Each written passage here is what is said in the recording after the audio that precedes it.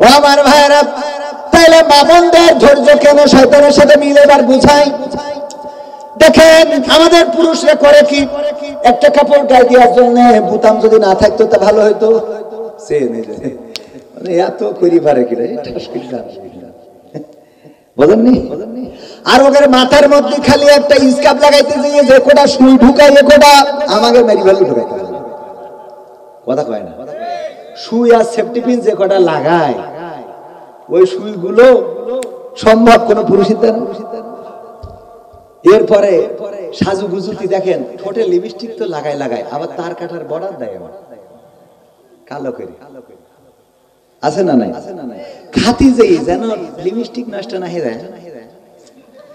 ও কায়দা করে, এই যে কায়দা করে ধৈর্যের দরকার। আমার তো মনে হয় যে খেয়ে যদি মানে অনেক ফিরাই কই কি বউ কই হাত ধুয়ে সুতা, আমি কই লাস্টে একবারে ধুই নেব। এত ধুয়ে পারে কিনা কথা কয় না, এত হাত দিয়ে পারে কিনা আমাকে এত ধৈর্য না, হাত ধোয়ার ধৈর্য খালি এই নিয়ে দেখা। আরে ঠোঁট ঠিক ধৈর্য, কত ধৈর্য আল্লাহ ওদের দেশে। মেকআপ তো করে কালো ডারে সাদা চামড়া করে ফেলে, চামড়া অভিশাপ দেয়। তুই আবার করলি কি? চামড়া অভিশাপ। আমার তো একটা মান সম্মান আছে, এই কথা কয়। চামড়ার একটা মান সম্মান আছে না? ও কালো হয়েছে বলে তুই ঢেকে একেবারে সাদা করবি, তাই এত ফকফকা লাগাতে একটু অল্প লাগা। আমারও তো একটা ইজ্জত মান সম্মান আছে নাকি কথা কয় না। সেই চামড়া ঢেকে সাদা বানায়, ওই সাদার পরে আবার আস্তে করে একটা লাল মারে এখানে। আপনারা কবেন হুজুর এত কায়দা করি দেখেন, ও কায়দা করে দেখা লাগে না, সামনে পড়ছে এখন কথা কয় না, ঠিক না ভাই? ঠিক। তুমি যার লাগিয়া এমবি ভরো, তার তো বাটন ফোন। ওরে কেমন করে বুঝবে গো সে, কেমন করে বুঝবে গো সে ডিজিটাল তোর মন। তুমি যার লাগিয়া এমবি ভরো, তার তো বাটন ফোন। মেসেজ দিলে সিন করে না, দেয় না তো রিপ্লাই। ভিডিও কলে বলবা কথা, ক্যামেরা তার নাই রে, ক্যামেরা তার নাই। ওরে ডিজিটাল এই যুগ জামানাই, ডিজিটাল এই যুগ জামানাই, অ্যানালগ তার মন। তুমি যার লাগিয়া এমবি ভরো, তার তো বাটন ফোন। প্রেম প্রীতি ভালোবাসা বিয়ের আগে নয়, ঠিক না বেঠে? প্রেম প্রীতি ভালোবাসা বিয়ের আগে নয়। মনের মধ্যে রাখো যুবক আল্লাহ তাআলার ভয় রে, পরকালের ভয়। ওরে তবেই তুমি মুক্তি পাবা, তবেই তুমি মুক্তি পাবা দোজখের আগুন। তুমি যার লাগিয়া এমবি ভরো, তার তো বাটন ফোন। যুবকরা কথা ঠিক আছে তো? কেন বললাম? কারণ এখনকার যুবকেরা প্রেম প্রীতি ছাড়া কিছু বোঝে না। যাবে লাইলাতুল ফেব্রুয়ারি পালন করবে, আর আমার মা বোনেরাও তাই হাতে যার অ্যান্ড্রয়েড ফোন। বিপদ আছে না নাই? ওরে বাবা কি অবস্থা, এখানে সেখানে যেখানে সেখানে এর সাথে ওর সাথে আপনি পৃথিবীর সব কিছু নিয়ে নেবেন, কোনো আপত্তি নাই, কিন্তু উনার হাতের ফোনটা নেওয়া যাবে। কয়দিন আগে আমার একজন কাছের মানুষ সংসারে অশান্তি হয়েছে। আমি বললাম আপনার স্ত্রীর ফোনের পাসওয়ার্ড কি? কয় আমি জানি না। কলম পাসওয়ার্ড কি দিয়া? কয় দিয়া। আমি বললাম তাহলে তো হেজাক হয়ে গেছে। কথা কয় না। বউয়ের ফোনে যদি পাসওয়ার্ড থাকে, সেই পাসওয়ার্ড যদি স্বামী না জানে, তাইলে বুঝবেন বউয়ের মধ্যে ভেজাল আছে না নাই। কারণ বউয়ের তো কোনো কিছু গোপন থাকার কথা না। ফোনে কেন অ্যান্ড্রয়েড ফোনে পাসওয়ার্ড এত ঘিজি পাসওয়ার্ড যে ওইটা দেওয়ার পরে শয়তানও খুলতে পারবে। ভালো মানুষ তো দূরের কথা, শয়তানও খুলতে পারবে না, এত ঘিজি দিয়ে দিয়েছে। যদি এই পাসওয়ার্ড আপনাদের বউয়ের ফোনে থাকে, স্বামী যদি না জানেন, তাহলে বলবেন যে ভেজাল আছে। কথা কয় না। বলবেন যে না হুজুর আমার বউ ভালো, আমি বলছি, আপনি প্রমাণ দেন। যে বলবেন ফোনটা এক সপ্তাহ আমার কাছে থাক, রেখে দেখেন। ওরা বরং ওরে বাবা অভিনয় বোঝে, ট্রেন আসছে কেন আমাদের এই ট্রেন রোড থেকে সরেন, একটু সাইড দেন। সবাই জিকির করেন লা ইলাহা ইল্লাল্লাহ, লা ইলাহা ইল্লাল্লাহ, লা ইলাহা। 10:30টায় আসবে, তার আগে আমরা শেষ করে দেব। আচ্ছা সম্মানিত ভাইরা, আমি তো মাহফিল শুরু করিনি, শুরু কি করব? আপনাদের উপস্থিতির অবস্থা খারাপ ছিল, এজন্য একটু কথা বলে নিলাম। বানিয়ারগাতি খাদিজা রাদিয়াল্লাহু তাআলা আনহা জামি মসজিদ, খাদিজা রাদিয়াল্লাহু তাআলা আনহাকে চেনেন কিনা? চেনেন? কে বলেন, কে? রাসূল সাল্লাল্লাহু আলাইহি সাল্লামের সেদিন এক মাদ্রাসায় গেলাম বিদায় দিবসের অনুষ্ঠানে, দাখিল মাদ্রাসা। আমি যে সালাম দিলাম, কোন ছাত্র সালামের জবাব দিল না। মানে 200 জন ছাত্রের মধ্যে 200 জনই ছাত্র এবং ছাত্রী, আমি একজনকেও দেখি নাই আমার সালামের জবাব দিতে, একজনকেও দেখি নাই। হতে পারে তুই একজন দিয়ে থাকতে পারে, আমি দেখি নাই, চোখে পড়ে নাই। তো আমি বললাম, আপনারা মাদ্রাসার ছাত্র, কোন জায়গায় দাঁড়িয়েছেন আপনারা? সালামের জবাব দিলেন না, একজনও দিলেন না। আমি পাইলাম না আপনাদের কাছে সালামের জবাব। বলেন তো সালাম দেওয়াটা কি? এইটাও কইতে পারল। এমনকি সেই মাদ্রাসার একটা কুইজ করে আমার ভিডিও আছে, কয়েকটা পর্বের মধ্যে একটা পর্ব, যে আমি তাদের নামাজের আরকান আহকাম সূরা ফাতিহা ধরেছি, বলতে পারে না। দাখিল মাদ্রাসার ছাত্রছাত্রী, দুঃখজনক। আমার মাঝে মাঝে মনে হয় আমি পদত্যাগ করি, দুনিয়াতে চলে যাব। কোন দুনিয়ায় আছি? মাদ্রাসায় পড়ে, নামাজের নিয়ম জানে না, নামাজের আরকান আহকাম পারে না, সূরা ফাতিহা পারে না। আমি এই কথা বলার পরে আমাদের মাদ্রাসার একজন প্রাক্তন ছাত্র মালয়েশিয়াতে থাকে, উনি এসেছেন। উনি বললেন যে কবির ভাই, আপনি তো আপনি এখান থেকে কোন একজনকে আত্তাহিয়াতু ধরেন, তাশাহুদ পড়তে পারলে আমি পুরস্কার দেব। হ্যাঁ, চিন্তা করা যায়? আমি চ্যালেঞ্জ করছি, যান, আমি মাদ্রাসার বিরুদ্ধে নই, বরং মাদ্রাসা নিজে প্রতিষ্ঠিত করেছি। আমার মাদ্রাসায় 180 জন ছাত্রছাত্রী এই বছর শুরু করলাম, আগামী বছর 300 প্লাস হবে। 300 প্লাস মানে কি, প্রায় 400 হবে ইনশাআল্লাহ। প্রতিদিন ভর্তি হতে আসে। আমি মাদ্রাসার বিরুদ্ধের লোক নই, কিন্তু অধিকাংশ আলিয়া মাদ্রাসা, দাখিল মাদ্রাসায় ছাত্ররা নামাজ কালামের নিয়ম পড়ে তো না, নিয়মও জানে।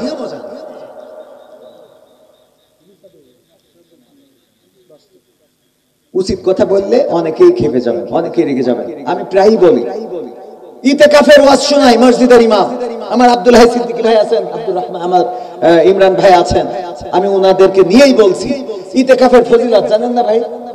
ওয়াজ করেছেন না ভাই? 99% মসজিদের ইমাম ইতিকাফে বসে। ফজিলত শুনুন, যে ফজিলত, মেলা ফজিলত। ইতিকাফে বসলে ওর আবুল হায়াত শেষ হয়ে যায়। সত্যি বলছি কিনা আপনি বলেন? লাভটা কি, ফলটা কি, বেনিফিটটা কি? যে মাদ্রাসার শিক্ষার ব্যাপারে ওয়াজ করে বেড়াচ্ছে, তার আবার স্ট্যাটাস দেখলাম, নিজেই মাওলানা স্ট্যাটাস দেয়, আমার ছেলে এসএসসি পরীক্ষার্থী, দোয়া করবেন। কথা কয় না, আছে না নাই? আপনাদের মনে আছে কথাগুলো আমি আজকে নতুন তৈরি করতেছি। মাদ্রাসার শিক্ষক, প্রিন্সিপাল, মাদ্রাসার সুপার, মাদ্রাসায় শিক্ষকতা করে নিজের সন্তান জেনারেলে দিয়ে রেখেছে। আমি জেনারেল শিক্ষার বিরুদ্ধে। তাহলে আপনি মাদ্রাসার ফজিলত শুনাই লাভটা কি? আমার আল্লাহ বলেন, ইয়া আইয়ুহাল্লাযীনা আমানু লিমা তাকুলুনা মা লা তাফআলুন। ও ঈমানদারেরা, এমন কোন কথা বলো না যেই কথার সাথে তোমার কাজের মিল নাই, যেই কথা তুমি নিজে করো না, যেই কাজ তুমি নিজে করো না, এমন কথা বলো না। পরের আয়াতে আল্লাহ বললেন, কাবুরা মাকতান ইনদাল্লাহি আন তাকুলু মা লা তাফআলুন। আমার আল্লাহ বললেন, ও ঈমানদারেরা, আরো শুনে নাও, আরো তোমাদেরকে জানিয়ে দিই, আমার কাছে এটা অত্যন্ত পছন্দের, অত্যন্ত ঘৃণার, অত্যন্ত ক্রোধের, অত্যন্ত রাগের, যে তোমরা মুখে যা বলো কাজে তা পরিণত করো। এমন মানুষ আমরা আছি না নাই? এই জন্য আল্লাহর নবী বলেছেন, জাহান্নাম উদ্বোধন হবে প্রথম যে ব্যক্তি দিয়ে, সেই ব্যক্তিকে কবির বিন সামাদ। আলেম দাবি করলাম, তা আলেম আগে বলেছে, আমার এলেমও নেই আর কি নেই, আমলও নেই, দুই জায়গায় আমি ফেল। আমার হুজুররা সেদিন বলতেছে, আমাদের মাহফিল 12 তারিখ, কাল দিন পরে মাদ্রাসার, আমার দায়িত্ব দিয়েছে যে বক্তাদের এবং প্রার্থী ছাত্রদের দায়িত্ব দিয়েছে বক্তার টাকা মিটাইতে হবে। তা আমি বললাম যে হুজুর আমাদের পরে এত চাপ দিয়েন না। বলছে তুমি তো এক মাহফিলের টাকা মেরে দিলেই হয়ে যায়। আমি বললাম আমি যে এখানে দ্বিতীয় বক্তা করেছেন এই তো আমার 50,000 টাকার বাস দিতে বুঝেননি? তো আমার হুজুররা বলতেছে একটা প্রশ্ন করি তোমার কাছে, এই যে এত টাকা মাহফিল করে নাও, পরকালে কি হবে অবস্থা তোমাদের একটু বলো দিন। তাই আমি বললাম যে হুজুর আপনারা পড়াইছেন আমাদের থেকে তো এলেম আপনাদের বেশি, আমাদের কাছে প্রশ্ন করলে কেমন হয়ে যায়। তারপরেও আমি একটা বিষয়, আমি তো আর মুফতি মুহাদ্দিস মাওলানা ওইসব না, আমি শর্টকাটে একটা জিনিস আমি ধরে রাখিছি, সেটা হলো যে আব্দুল্লাহ আল আমিন, আমির হামজা, তারপরে এই যে হাফিজুর রহমান সিদ্দিকী, তারপরে আরো যে বক্তা আছে বিখ্যাত আছে না, আবুল কালাম আজাদ বাশার, তারপরে আফসারি, এই জাতীয় যে বক্তাগুলো অনেক বড় বড় বক্তা আছে, তা ওরা আমার থেকে আলহামদুলিল্লাহ হাদিয়া ভালোই নেয়। তো ওরা যদি জান্নাতে যায় তাহলে আমার টেনশন নেই, কিন্তু ওরা যদি জাহান্নামে যায় তা আমি কোনো কথা ছাড়া আগে যেয়ে বসে থাকতে হবে। আমার মানে লাইনটা ঠিক আছে কিনা? বাসার রাস্তা ওই দিন আমার কোনো প্রশ্ন করা লাগবে না, আগেই যেয়ে চুপচাপ বসে থাকতে হবে। যে আমার আল্লাহ জিজ্ঞেস করে যে তুই এইখানে যে কটা ধরা খেয়েছ দেখি আমার আর আশা নেই।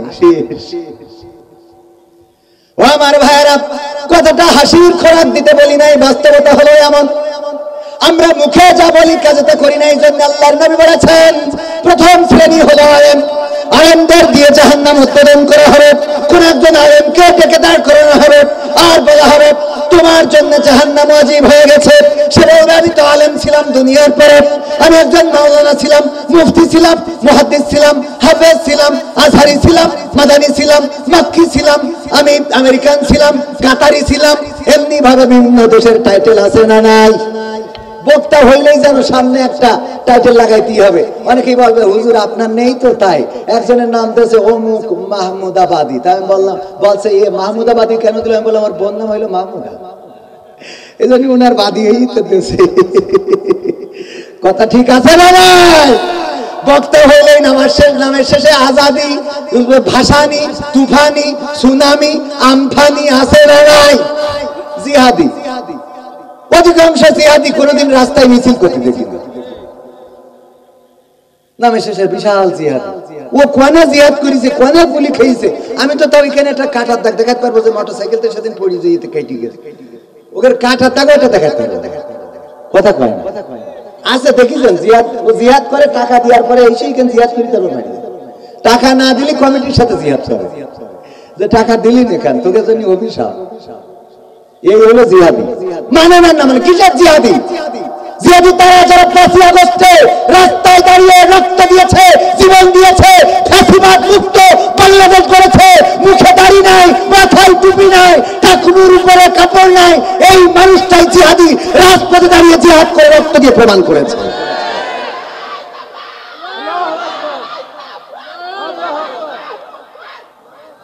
আমাদের আমাদের আমাদের পকেট ভর্তি টাকা, কড়াই ভর্তি রান্না, শোল মাছ, বোল মাছ, ইলিশ মাছ, রুই মাছ, কাতলা মাছ, চ্যাং মাছ, ট্যাংরা মাছ, বিদেশি মাছ, দেশি মাছ, আপনার বসুন্ধিয়ার মাছ, যশোরের মাছ, জিগরগাছার মাছ, সাতক্ষীরার মাছ, গোস্ত, গরু গোস্ত, ছাগলের গোস্ত, উটির গোস্ত, ভেড়ার গোস্ত, হাতির গোস্ত, কুত্তার গোস্ত, গড়ের সব খাওয়ায় হুজুরের মনের শান্তি তুলতে পারে। কথা কয় না? তার মধ্যে আমিও একজন, আমি 1 নম্বর, পরে নাম্বার দেব। আমার রেখেতে নাম্বার দেব, আমার বাইরে রাখার দরকার নেই। মনে করেন না যে ও তাহলে মানে এদিক তো হুজুর মানে ফার্স্ট। তবে এখানে আসার সময় বলেছি ভাই আজ বলে খাবানো না, যাবো আজকেরই বাড়ি চলে যাবো। হুজুরেরও কয়েছি হুজুর আমার সাথে গেলি বলে আজ খাওয়া হবে না, কয়েছি তো হ্যাঁ হুজুরি কয়েছে আমার সাথে আজ যাবেন কিন্তু খাওয়া হবে না, কারণ বাড়ির কাছের মাহফিল যেই আজকের সোজা বাড়ি চলে যাবে। ওগো আমার ভাইয়েরা, তবে আমি আমলের দিক থেকে খুব ভালো না, অত বেশি আমল নাই, এতটুকু চেষ্টা করি যেটা বলি।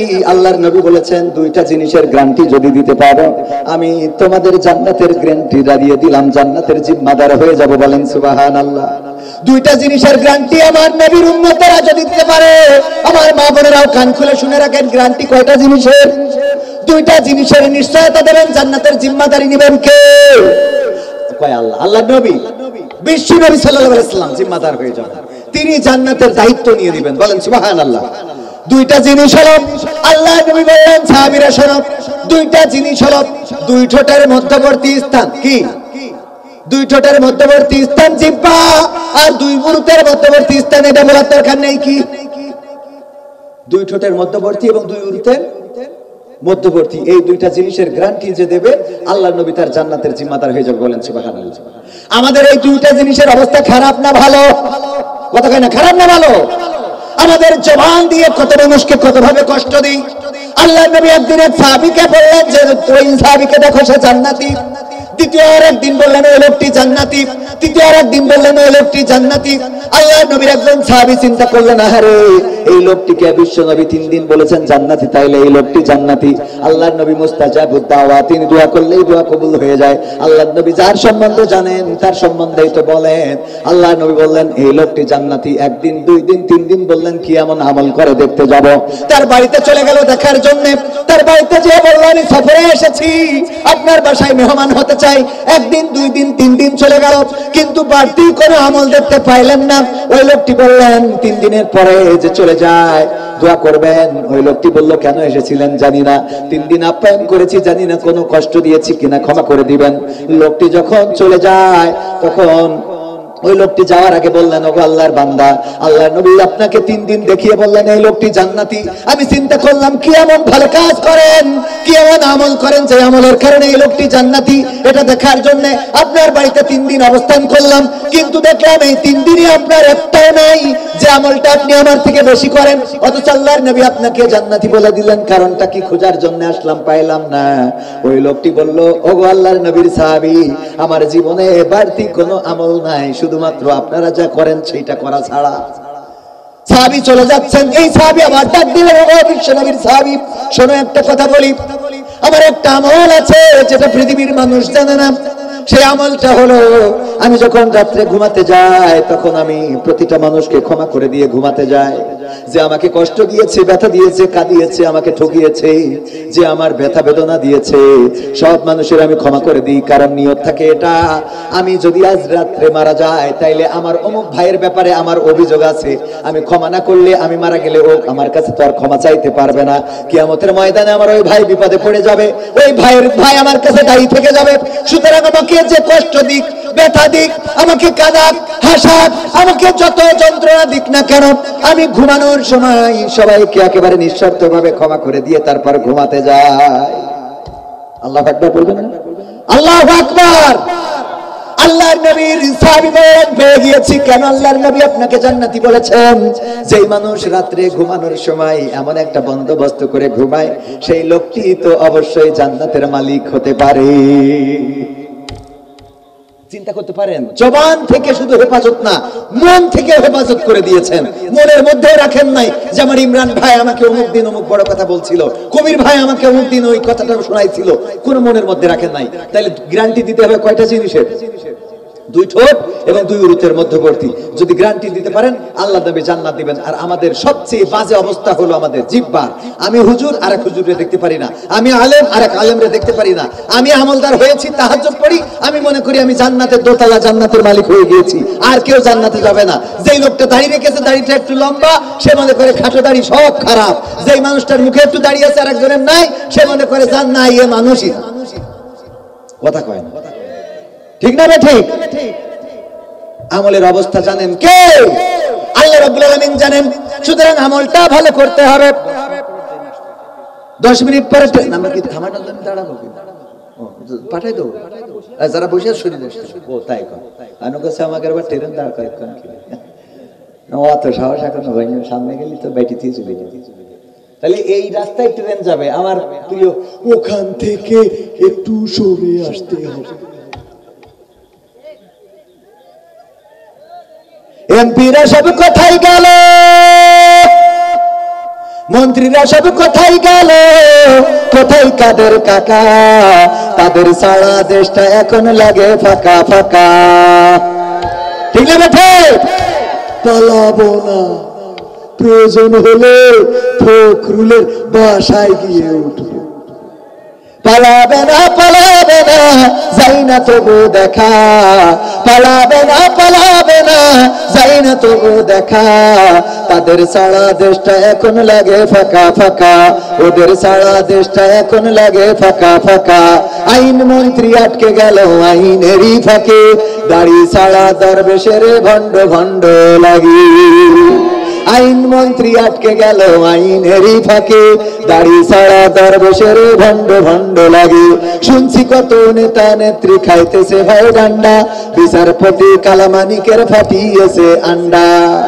পলকের ঝলক গেল, পলকের ঝলক গেল থামিয়ে নেটের চাকা। তাদের সারা দেশটা এখন লাগে ফাঁকা ফাঁকা, ওদের সারা দেশটা এখন লাগে ফাঁকা ফাঁকা। কই গেল সেই সংসদেতে মমতাজের গান, কোথায় গেল হযরত বালা স্বামী মুসলমান। মমতাজের গান এখন আছে? আমি শিখাই দিলাম ওগো আমার মমতাজ আপা, এখন এই গানটা গান আমার সোনার ময়না পাখি। কোন বাদশে দাদার কাছে গো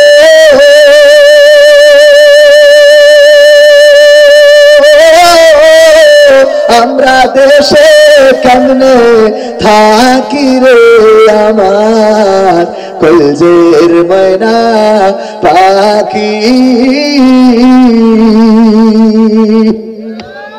এরকম গান গাওয়ার দরকার আছে না? তবে গান গাচ্ছে না এরকম না, গাচ্ছে। কি গান গাচ্ছে জানেন? ও আমার দরদি আগে জানলে তোর ভাঙা নৌকায় চড়তাম না, ভাঙা নৌকায় চড়তাম না, এই বিপদে পড়তাম না।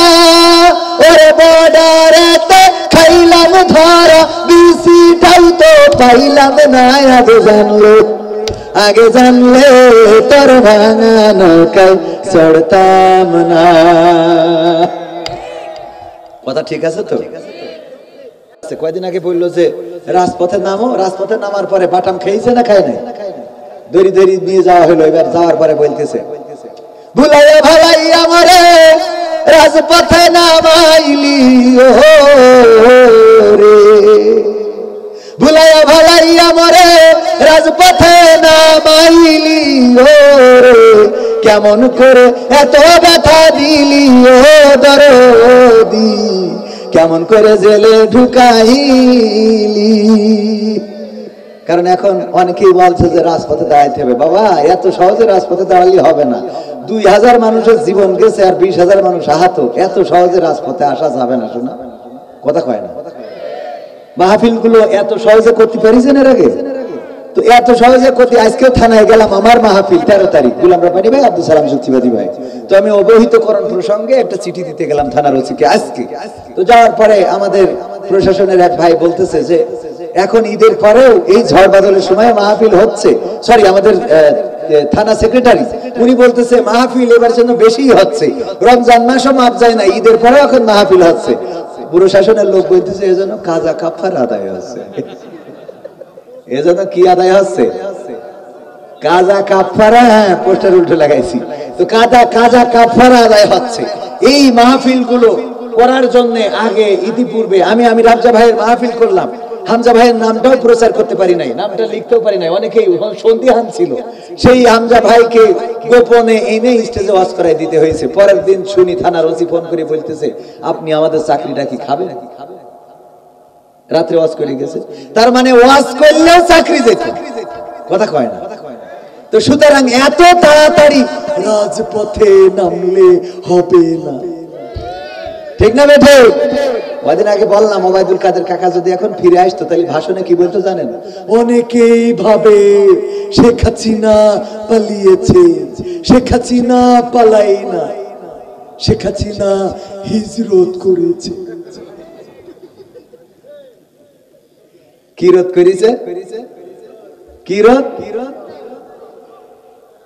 বক্তৃতা কত শুনবে এখন, ওদের জায়গায় গ্যাপ পূরণ করার জন্য আরো আল্লাহর ওলি। আজ দেখলাম জয় শঙ্কর একটা কথা বলেছে ওবায়দুল কাদের কাকার থেকেও খারাপ কথা বলছে, বাংলাদেশের নাকি শুভাকাঙ্ক্ষী আমার দাদারা, সব দেশের থেকে নাকি ওরা আমাদের দেশের কল্যাণ চায়। কে বলিছে? জয় শঙ্কর। কিটা? জয় শঙ্কর। ওরা নাকি বাংলাদেশের অন্যান্য রাষ্ট্রের থেকে বাংলাদেশের ওরা নাকি কল্যাণ চাই, এত কল্যাণ চাই যে কাটা তারের বেড়ায় গুলি করে করি বাংলাদেশি মারে। কয়দিন আগে বাংলাদেশি মনে করি মারি দেখে ওকে এখন আগা কাটিনি, সে মালটা মারি। কথা বোঝেননি? এত ভালোবাসে যে অনেক সময় দেখবেন যে কয়না কুত্তা হন্য হয়ে গেলে নিজের গায়ে নিজে কামড় দেয়, আছে না নাই? সাপ দেখবেন যখন খুবই করে নিজের লেজে নিজে কামড় দেয় বসে থাকে। ওরা এত শুভাকাঙ্ক্ষী, এত কল্যাণকামী যে আমাদের বাংলাদেশিদের বর্ডারে না পেয়ে নিজের তামাইতেছে।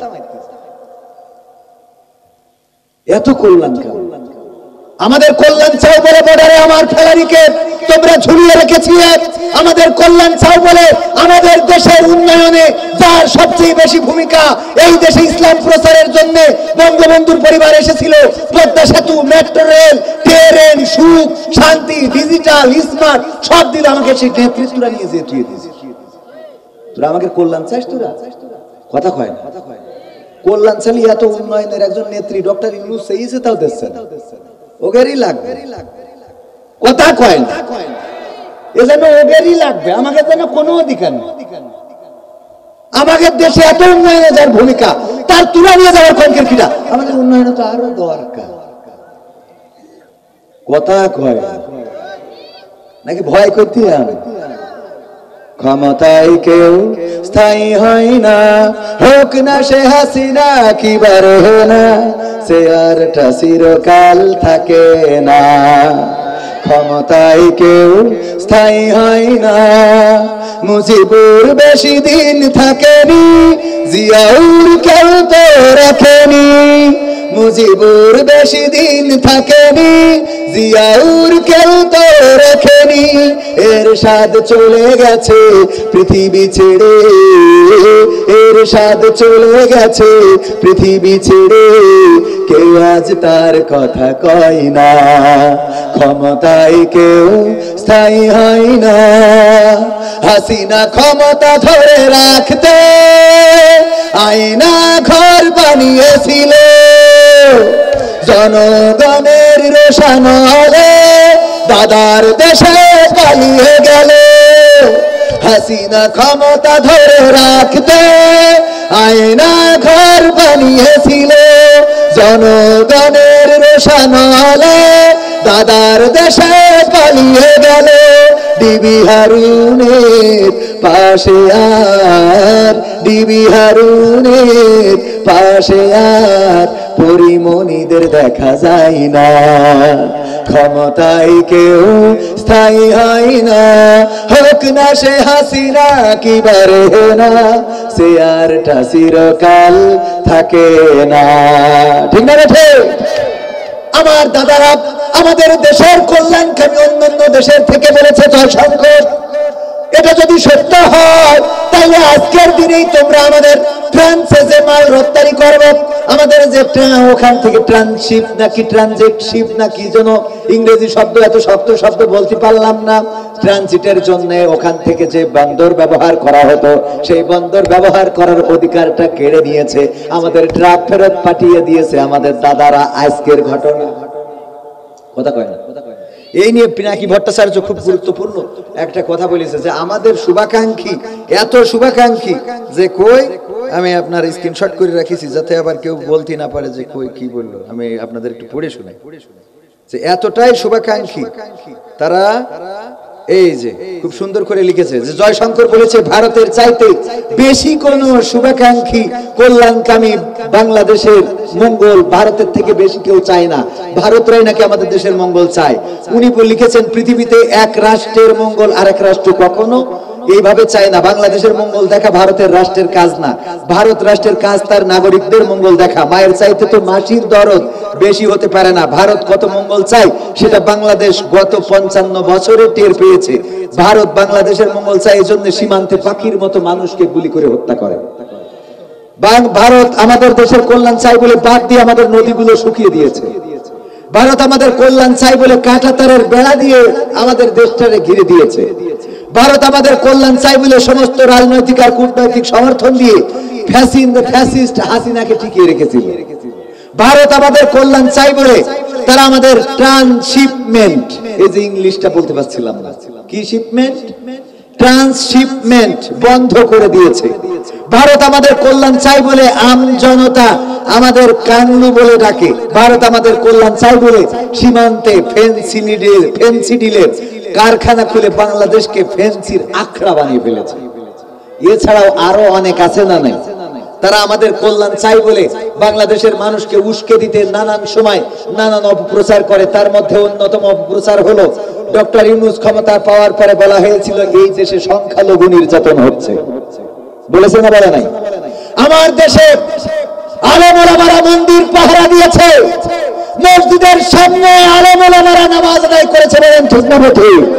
ফজরের আযান হয়েছে, মাদ্রাসার ছাত্ররা মন্দিরের সামনে নামাজ আদায় করেছে শুধুমাত্র তাদের মন্দির পাহারা দিতে।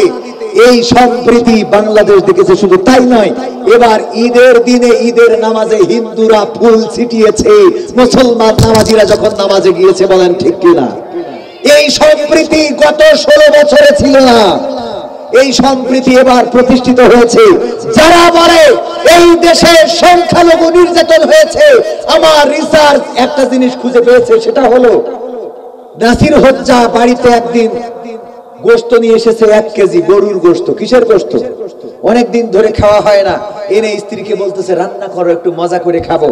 আমি গেলাম কপোতাক্ষ থেকে গোসল করে আসি, গোসল করে এসে সরিষার তেল নিয়ে মালিশ করতেছে আর বলতেছে নিয়ে আইসো, নাল তো খালি পড়তেছে জিভের পরে। 1 কেজি গরুর গোশত, অনেকদিন পরে গোশত খাবে, এরকম অভাব আগে ছিল না? ছিল না। আর 1 কেজি গোশত খাওয়া কি মানুষের জন্য কোনো ব্যাপার ছিল? এক বসায় 1 কেজি গোশত, 1 কেজি চালের ভাত এমনি মেরে দিতে পায়। এখনো এরকম মানুষ আছে না নাই? নাসিরউদ্দিন হজ্জা বলল স্ত্রী বেগম সাহেবা নিয়ে এসো। বেগম সাহেবা নিয়ে আসবে কি? বিড়াল একটা ধরে এনেছে। কে এনেছে? বিড়াল গলায় দড়িতে এনে বলছে কত করে বললাম বিড়ালটা ফেলাই দিয়ে আজকে কি ক্ষতিটা হয়ে গেল। কেন? তা বলছে তোমার এই বিড়ালে সে 1 কেজি গোশত সব ঠেসে মেরে দিয়েছে। বলছে সত্যি খেয়েছে? বলছে আমার কথা বিশ্বাস হয় না, আমার কথা বিশ্বাস হয় না, আমি এই সংসার করবো না। মানে হয়েছে কি, ওই স্ত্রী রান্না করতে করতে একান্ত করে খাতি খাতি ও 1 কেজি গোশত মারি দেওয়া। তো নারীদের কিন্তু বুদ্ধি আছে, এদের বুদ্ধি এত বুদ্ধি, যদি দেখবেন যে বল্টুর সাথে কথা বলতেছে, হ্যাঁ বল্টু ভাই তোমাকে খুব মিস করছিলাম জানো, তুমি কল দিয়াতে আমি খুশি হয়েছি। হ্যাঁ তোমার সাথে কথা না বললে ভালো লাগবে না, তুমি আমাকে কল দিবা, যখনই মনে পড়বে আমাকে কল দিবা, ঠিক আছে? পিছনতে যদি স্বামী আসে, এই সখিনা ভাই তালি এসছে ভাই, ভাই এসে ভাই দেখানে মার একটু দেখে রেখছেন ভাই, তোরা ছাড়া মার কি ডাস। ওরে বাবা, একদম সাথে সাথে স্টার জলসাতে বিটি, ঠিক না বেঠি? কথা বলতে বলতে মানে এত ট্যালেন্ট, এক চান্সে স্টার জলসাতে বিটি আপনি টেরি পাবেন না। যেখানে হচ্ছিল পাখি 3 পিস, ওখানে এখন লেবু চাষ। মহিলারা বলছে হুজুর এই কি খালি শুধু আমাদের বলার জন্য না, পুরুষদেরও কবার, ওদেরও বলবা না, একটু সময় দেন, খালি একটু সময় দিতে হবে। আজকে নিজেদের লেখার মাহফিল দরকার হলে আজকে নাই সকালেই যাও। একজন গলায় দড়ি দিচ্ছে মরার জন্য, বলছে তুই মরবি সত্যি, তোর কি মরার ইচ্ছা? তা বলছে মরবো বুঝলেই তো গলায় দড়ি দিচ্ছি। তা বলছে তোর যে দড়ির অবস্থা, এ দড়িতে মানুষ মরে? তা বলছে না হয় সারা রাত লাগবে, না হয় কি লাগবে, না হয় সারা রাত লাগবে, তাও গলায় দড়িতে মারবে, দড়ির যে অবস্থা। তো যাই হোক, এখন এলাকার মানুষ প্রয়োজনে সারা রাত থাকবে আজকে, তাও কিছু কথা শোনানোর দরকার আছে না নাই? নাসিরউদ্দিন হজ্জার বউ বলতেছে রশি টেনে যে বিড়াল 1 কেজি গোশত মারি দিয়েছে, এখন এই ডারে তুমি আর কি করবা দেখো। তো নাসিরউদ্দিন হজ্জা দেখলো যে বউর সাথে অনেক সময় রবীন্দ্রনাথ ঠাকুর বলেছে নারীদের থেকে নারীদের বেশি জানার চেষ্টা করো না, নারীদের ব্যাপারে যত কম জানো ততই ভালো। বেশি গবেষণা করবেন, করলে বিপদে পড়বেন। মনে করেন ভাই বিয়ে করে নিয়ে আসে তাপসী রাবিয়া, ওই পর্যন্ত থাকেন, ও যদি রিসার্চ করেন দেখবেন যে এমন কোন লাইলাতুল ফেব্রুয়ারি নেই যে গদখালি যায়। গেছে তো গেছে, প্রতি বছর একটা করে ইঞ্জিন চেঞ্জ করেছে, কথা কয় না। মানে প্রথম বছর যদি মেম্বারের ছেলে নিয়ে যায়, পরের বছর চেয়ারম্যানের ছেলে, তারপরের বছর এমপি ছেলে, তারপরের বছর মাওলানার ছেলে, কথা কয় না, ঠিক না? ঠিক। তো এই জন্য নারীদের মন যত, একজন দেখলাম এরকম একটা বই পড়তেছে, ওকে লেখা রয়েছে নারীদের মন বোঝার চেষ্টা করতেছি, মানে ওর ওই বই পড়তে জীবন চলে যাবে তা বলতে পারবে না। তো যাই হোক, এখন নাসিরউদ্দিন হযরত চালাক ছিল, ও দেখলো স্ত্রীর সাথে বাকবিতণ্ডা করে লাভ নেই, বললো প্যাকেটে ভরি দাও, নিয়ে যায়, নিয়ে এসে বসুন দিয়ে ওখানে ডিজিটাল মিটার। আমার শাহ আলম ভাইয়ের বলতেছে, ভাই দাড়ি পাল্লাটা একটু ওয়ান করেন দিন। ওয়ান করি, ওজন তো দেখে ওই বিড়ালটা কাটাই কাটাই 1 কেজি। কয় কেজি? বাড়িতে স্ত্রী বলছে, বেগম সত্যি কি এই বিড়াল তোমার ওই 1 কেজি গোশ খেয়েছে? তুমি এখনো অবিশ্বাস করো? আব্বার কাছে ফোন দিয়ে আমি আজকেই বাড়ি দাঁড়িয়ে চলে যাবো। এই সংসারে আসা পর্যন্ত আমার জীবনে সুখ নাই, শান্তি নাই, আমি আর থাকবো না। বস বিবি দেখো, তোমার পরে আমার কোনো অভিযোগ নেই, আমি তোমার কলিজা দিয়ে ভালোবাসি, কিন্তু আমার একটা দুঃখ, আমার একটা দুঃখ। ওই আসুক দুই একটা মল্লি, তার নাম 18 কোটি মানুষ, ইয়া তো বারবার খালি কয় ট্রেন আসছে, ট্রেন আসছে। 18 কোটি মানুষের মধ্যে 3 সাইডে মল্লি কি হয়? 5 তারিখে 2000 মরে গেল, তাই আমলিগের কিছু হইলো না, এখনো রাস্তায় এসে দাঁড়াতে চায়। হ্যাঁ, চা কি করবো? আপনি খান পাগল, এই যে আমি খালি হয় মান সম্মান থাকে। ট্রেন যেয়ে নি, সবাই জিকির করেন লা ইলাহা লা ইলাহা লা ইলাহা লা ইলাহা লা ইলাহা ইল্লাল্লাহু মুহাম্মাদুর রাসূলুল্লাহ সাল্লাল্লাহু। ওগো আমার ভাইরা, নাসিরউদ্দিন হজ্জার স্ত্রী বললেন, আমার কথা কি বিশ্বাস হয় না? নাসিরউদ্দিন হজ্জা বললেন, অবশ্যই বিশ্বাস হয়, কিন্তু বেগম সাহেবা আমার, আমি এই বিড়ালটা নিয়ে গিয়েছিলাম শাহ আলম ভাইয়ের দোকানে, নিয়ে যে ডিজিটাল মিটারে ওজন দিলাম, বিড়ালটা দেখলাম কাটাই কাটাই 1 কেজি। এখন আমার দুঃখ হলো, এই বিড়ালটা যেহেতু 1 কেজি হয়েছে, এই বিড়ালটা যদি ওই গোশ খেয়ে থাকে, তাইলে সেই গোশ তো কই? কারণ বিড়ালটা কয় কেজি? আর এখন যদি এই বিড়ালটা সেই গোশত হয়, তাইলে আমার সেই বিড়ালটা কই একটু বের করে দাও, কারণ বিড়াল তো 1 কেজি। এইটা তুমি বললে 1 কেজি গোশ বিড়ালে খেয়ে নিয়েছে, তাহলে এই বিড়াল যদি গোশ খেয়েই থাকে, তাহলে সেই গোশতটা কই? আর এইটাই যদি সেই গোশত হয়, তাহলে আমার সেই বিড়ালটা কই? এইটা তো দেখাই দেবো। আমি গবেষণা করে পেয়েছি, আমার দাদারা বললেন এই দেশে সংখ্যালঘু নির্যাতন হয়। আমি দেখলাম প্রথম নির্যাতনের শিকার যিনি হয়েছে, তিনি হলেন আর কেউ নন, বাংলাদেশের উন্নয়নের সফল জননেত্রী শেখ হাসিনা, যার পরিবার এসেছিল ইসলাম প্রচারের জন্য। সবার একটাই দাবি ছিল, হাসিনা তুই বাংলা ছাড়। ঠিক না ঠিক? ইসলাম প্রচারের জন্য আসা 1 নম্বর দরবেশ আউলিয়া, ওলিয়া উলিয়ার পর্যায়ে চলে যাওয়া মানুষটা হলো শেখ হাসিনা। সে নির্যাতনের শিকার হয়েছে। বলেন সে সংখ্যালঘু না সংখ্যাগরিষ্ঠ? সংখ্যালঘু না সংখ্যাগরিষ্ঠ? মুসলমান হিসাবে কি সংখ্যাগরিষ্ঠ। 2 নম্বর, যিনি নির্যাতনের শিকার, দরবেশ বাবা, যার দাড়ি দেখলে মনে হয় আমিরে জামাত। ঠিক না ভাই? ঠিক। সালমান এফ রহমান, দাড়ি দেখলেই মনে হয় জামাতের মুহতারাম আমিরে জামাত ডাক্তার শফিকুর রহমানের মতো লাগে। মাঝে মাঝে মনে হয় আমাদের শহীদ মতিউর রহমান নিজামী রাহিমাহুল্লাহ যেন ফিরে এসেছে, এমন অবস্থা দাড়ি দেখলে। সেই লোকটাও নির্যাতনের শিকার, সে সংখ্যালঘু না সংখ্যাগরিষ্ঠ? 3 নম্বর আউলিয়া শামীম ওসমান, এত বড় পরহেজগার, এমন কোন রাত নাই যে 80-90 রাকাত তাহাজ্জুদ না পড়ে ঘুমাতে যায়। কথা কয় না? আমি 80-90 রাকাত মানে 1 বছরে পড়ি, রোজার মাস ছাড়া। আরে কত বড় পরহেজগার, 80-90 রাকাত তারাবির সালাত আদায় করে তারপরে ঘুমাতে যায়, সেও সংখ্যালঘু না সংখ্যাগরিষ্ঠ? 4 নম্বর আউলিয়া ওবাইদুল কাদের কাকা, সংখ্যালঘু না সংখ্যাগরিষ্ঠ? কথা কয় না? সংখ্যাগরিষ্ঠ, সেও নির্যাতনের শিকার। এরপরে 5 নম্বর আউলিয়া মানিক, সে চিন্তা করলো এই দুনিয়ার জীবন জীবনই না, পরকালের জীবনটার গুরুত্ব দিতে হবে। এই জন্য অন্যরা দাড়ি কেটেছে, সালমান এফ রহমান দাড়ি কেটেছে, আর মানিককা দাড়ি রেখে দিয়েছে। দেখেছেন কিনা? মাথায় টুপি পরেছে, সব ছেড়ি বাগানে যে কলা পাতায় শুয়েছিল, যে আমি এখন সাধনা করবো, তসবিহ জপি একেবারে ফুলসিরাত পারে ওপারে থাকবো। এর ধরিছে তো ধরিছে, পিছে দুটো খুলি নেছে, বাচ্চা খেতে হবে কি? পুরো দামড়া বানাই দিয়েছে। কি বানাই দিয়েছে? এরিয়ার দামড়া বোঝেন তো? দামড়া বানাই দিয়েছে। তো এই মানিক সেও সংখ্যাগরিষ্ঠ না সংখ্যালঘু? সংখ্যাগরিষ্ঠ মানে কি? সে তো ডাইরেক্ট একবারে টুপি পরি দাঁড়িয়ে রেখে ওলিয়া আলিয়ার ফাজা চলে গেছিল। এরপরে ব্যারিস্টার সুমন, আরাফাত, মেনন, ইনু, দীপুমণি সব আল্লাহর ওলি, পরহেজগার, পীর। একটাও তো হিন্দু খুঁজে পেলাম না। পাইছেন আপনারা? তাহলে আমার দাদারা দাবি করলো সংখ্যালঘু নির্যাতন হচ্ছে। এখন আমার কথা হলো নির্যাতন হচ্ছে তো সব ওলিয়া ওলিয়া পর্যায়ের লোক। এরা যদি সংখ্যালঘু হয় তাহলে আমার সে পীর সাহেবরা গেল কোথায়? কথা কয় না। আর এরা যদি পীর সাহেব হয় তাহলে দাদারা যে বলছে সংখ্যালঘু নির্যাতন হচ্ছে সেইগুলো কথা বোঝেননি মনে বুঝতে পারিছেন তো? কি হবে বেঁচে থেকে? ও মাহফিলটা এখনো শুরু করিনি, শুরু করবো। তাহলে এই গানটা আপনার অনুরোধ ছিল, কিন্তু এই গানটা তো ইউটিউবারদের কপিরাইট।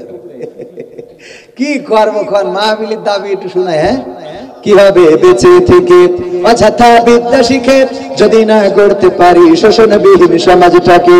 কি হবে বেঁচে থেকে? কি হবে ছাত্র সাজে চুমু খেলে সনদ খানা যদি হয় বিদ্যালয়টা পরিমণিদের আড্ডাখানা? কি হবে ছাত্র সাজে চুমু খেলে সনদ খানা যদি হয় বিদ্যালয়টা নায়িকাদের আড্ডাখানা? এর চেয়ে মরাই ভালো দেশ ছেড়ে যাওয়াই ভালো, এর চেয়ে মরাই ভালো দেশ ছেড়ে যাওয়াই ভালো।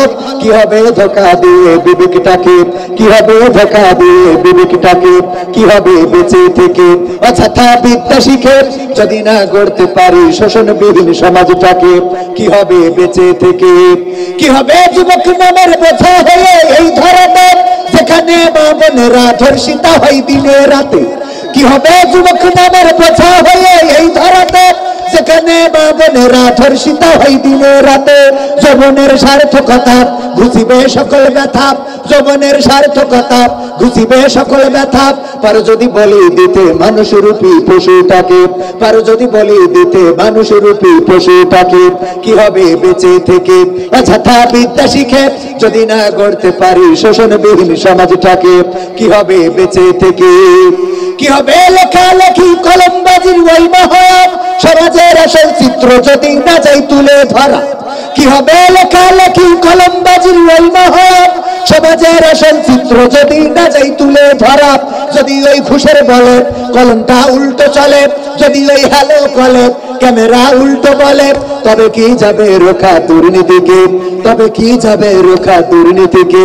কি হবে বেঁচে থেকে অযথা বিদ্যা শিখে যদি না গড়তে পারি শোষণবিহীন সমাজটাকে?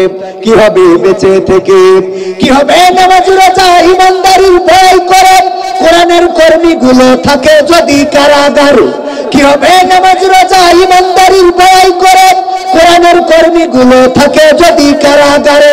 মসজিদের কোণে বসে জিকির যত করো খুশি আছে না?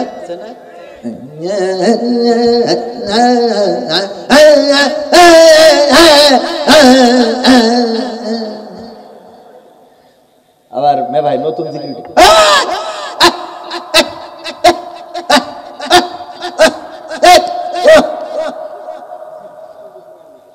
সত্যি না মিথ্যা বলবো? শয়তান কয় আল্লাহ তুমি আমার শয়তান বানাইলে কই দুঃখ তুমি আমার তুমি যাইতে চাইরা তুমি আসো তো আমার পাঠানো যাবে। কয় যে আমি দায়িত্ব ছেড়ে দিলাম তোরা থাক, আমি আমেরিকায় চলে যাচ্ছি। ও ভিসা ভিসা নিয়ে চলি, ওর আর দরকার লাগে না এ দেশে, ওর কাজ করি দেয়। তবে একটা বিষয় এই বছর আমার একটা জিনিস মানে মাথায় ধরি, মানে মাঝে মাঝে মনে হইতো আসলে কি শয়তানের আবহাওয়া খারাপ, আবহাওয়া খারাপ হলে ভালো করে নেবো, লোক তো যাইতে চাচ্ছে না। যাবেন আপনারা? আবহাওয়া খারাপ হলেও থাকবো, ঠিক কিনা? শেখ হাসিনা বন্দুক দিয়ে গুলি দিয়ে রাইফেল দিয়ে আমাকে রাজপথে সরাইতে পারিনি, আর এর সামান্য বৃষ্টি দিয়ে সরাই ফেলবে আপনার? তাই মনে হয় সিড়িক মাল্লিরা উঠে যাবে মনে হয় আপনার? উঠে তো যাবে না, বরং এই বাইরে কটা বসার ভিতরে আসা যাবে না। এসে প্রমাণ করে দেন যে আমাকে সিড়িক মিড়ি কি কিছু করে না। দেখি দেই, আসেন দিন, আসেন দেই। আমার যুবকরা দেখেন আজ প্রমাণ হয়ে যাবে যে সব ইসলামের পক্ষের লোক।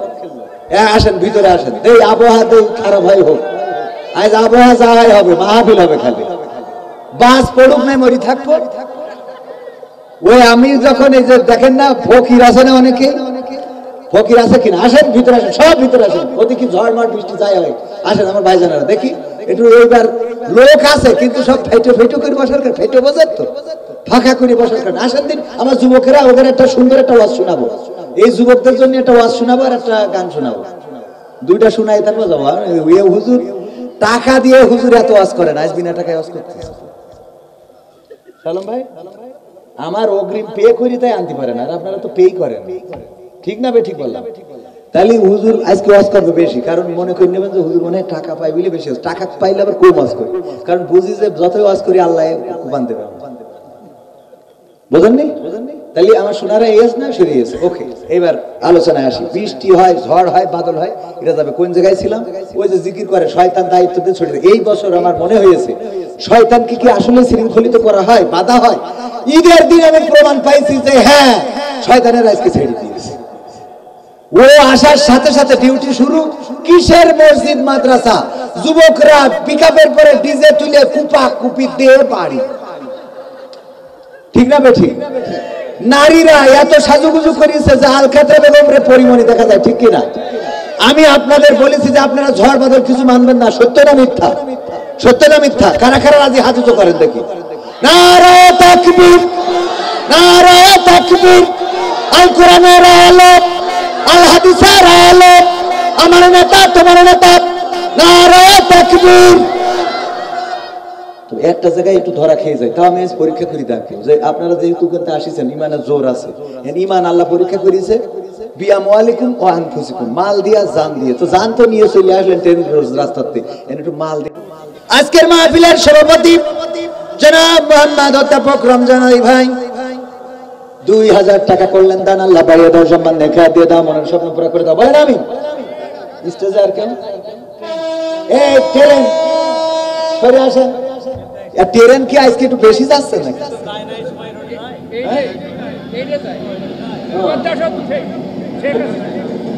শেখ হাসিনা যেটা উদ্বোধন করিল, আরে ট্রেন দিল, পদ্মা সেতু দিল।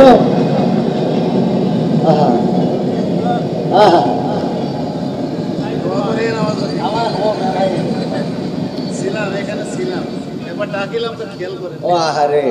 আমার উস্তাদ কিতাব কথা কয় না। মালয়েশিয়াতে উনি আমার আমির ছিলেন। আমি সেখানেও অনেকে আমার ব্যাপারে আবার কাটি করে যে উনি ওয়াজ করি বেড়ায় কিন্তু জামাত করে না। উনি জানেন সাক্ষী কি ছিলাম, রুকন কি ছিলাম, কথা কয় না। ওই যে আমার আমির আমার পিছনে বসা, তো কাঠি করি বেড়ায়। যারা কাঠি করে ওরা আমার সম্বন্ধে জানেই না। আল্লাহ সাহেব পিসাব লিখে শোনা, একটু সেফটি না রাখলে বাবু বউ থাকবে, সত্য করে ধৈর্য থাকতে হবে। তা ও যাই আবার আরেকজনে ডাকছে, শয়তান তুমি যাও, আরেকজনে ডাকছে কি দেখি যাচ্ছে যাচ্ছে, আর একটা ঘাড়ে পেয়ে নিয়ে যাচ্ছে, তুই যাবি না আমার সাথে? হ্যাঁ ভাইরা আমার, তোমার উস্তাদ জি উনি রয়েছেন 1টা মাস। উনি আমাকে বললেন, মালয়েশিয়ায় আমার নিয়ে খুবই কাটি করা করি, আমার নিয়ে তো এখন উনি আমার পরীক্ষা নিলেন, বললেন যে কবির ভাই 1টা মাস আমি আপনাকে সাথে, উনি আমার পিছনে আছেন, আমি ওনাকে সাক্ষী রেখে বলছি, আল্লাহ তো সাক্ষী, উনিও আছেন। 1টা মাস উনি বললেন আমি আপনার ব্যাপারে খুবই শুনি, আপনি এটা শোনেন না, এটা মানেন না, আনুগত্য করেন না, এই করেন না, তা করেন না, ওই করেন না। আপনার 1 মাস আমি নিয়ে বেড়াবো দেখি। 1 রোজার মাস উনি সব জায়গায় প্রোগ্রামগুলোতে আমার নিয়ে বেড়ালেন। 1 মাস পরে আমাকে যে রিভিউটা দিয়েছিলেন, আমি প্রায় জায়গায় বলি, মানে যখন আভ্যন্তরীণ মিটিং হয়, উনি আমাকে বললেন কবির ভাই 1টা মাস আমি আপনাকে সাথে নিয়ে বেড়ালাম, একটা দিন অভিযোগ করার কোনো সুযোগ পাইলাম না। অথচ আমি বুঝি না আপনার ব্যাপারে এত অভিযোগ কিসের। উনি এখানে বসে আছেন, তো অভিযোগ করবেন বাস্তবতার সাথে মিল রেখে, বাস্তবতার সাথে বেমিল থাকা। আমার এলাকায় প্রচার শুরু করে দিল 5 তারিখের পরে নাকি আমি ইসলাম ঘেঁষা হচ্ছি, এতদিন আমি হিন্দু ছিলাম, কথা কয় মানে অপপ্রচার করতেই হবে। 5 তারিখের পরে নাকি আমি ইসলাম ঘেঁষা হচ্ছি, তাই 5 তারিখের আগে মানে কি ইসলাম এবার বুঝেন, তো 5 তারিখের আগে আমি কি অন্য আমলিক ইসলাম ছিলাম? পাকা মুখ কোথায় শয়তানি করে যায় খুঁজে পাই।